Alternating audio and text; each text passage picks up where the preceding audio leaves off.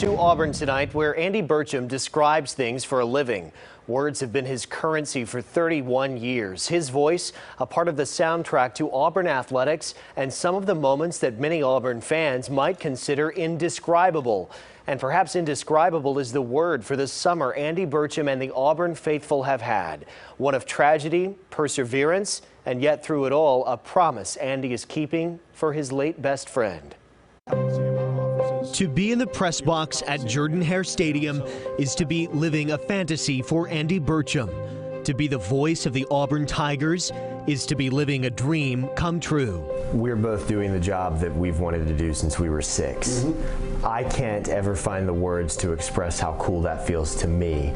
Do you have words? You use words for a living more descriptively than I do. I'm blessed to be able to do this. I'm blessed to be able to do something that I've had a passion for literally since I was 6 years old. Crafting his style, Auburn fans have come to know and love. Here's the 1-2 pitch. Line drive to Woolley. The ball game is over. That dream has come true only after one of the darkest nightmares imaginable, losing his colleague and friend Rod Bramblett in an instant. Take me back to that night in May for just a second. We were in Huntsville at our niece's graduation, high school graduation, when I started getting phone calls that there had been a serious accident. So in the process of 6-7 hours, we had lost 2 of our very best friends. And through that long, painful night, he knew he had a promise to keep to his best friend. We had gone to dinner with them on a Friday night before an Auburn football game. Rod and Paula had asked us if we would consider being the guardian of their children in case something happened to them. And we didn't take it lightly, but we didn't believe that it would ever come to fruition.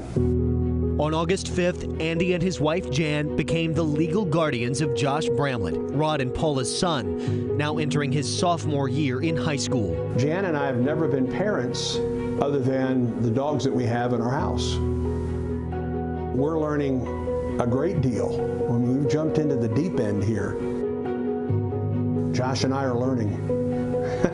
At this point, I take him to high school each morning, and there's a lot of awkward pauses and awkward silences, and I'm learning how to deal with that type of thing. Rod and Paula's daughter Shelby is starting her junior year at Auburn.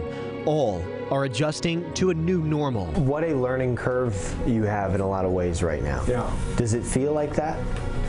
It's reality. That this is what our lives are right now. What have you learned about yourself from that day up to this one? You deal with what you're dealt.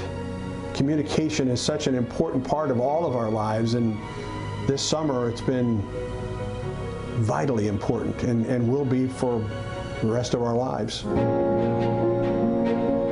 Indescribable as the circumstance may be, communicating will be Andy Burcham's new responsibility to the Auburn family come August 31st, a part of his new normal and the perseverance it's taken to achieve it. As a kid, I could never have imagined being in a stadium this large. How many people would like to have the job that I have? Many would love to have this opportunity. That is not lost on me. Now he's hoping those who believe in Auburn and love it will believe in him too. Burcham's first Auburn football game in the play-by-play chair is coming next Saturday, and it's a big game too. He'll call the Auburn-Oregon game from Dallas. He told me he's a bit nervous, but we have a feeling he'll be just fine.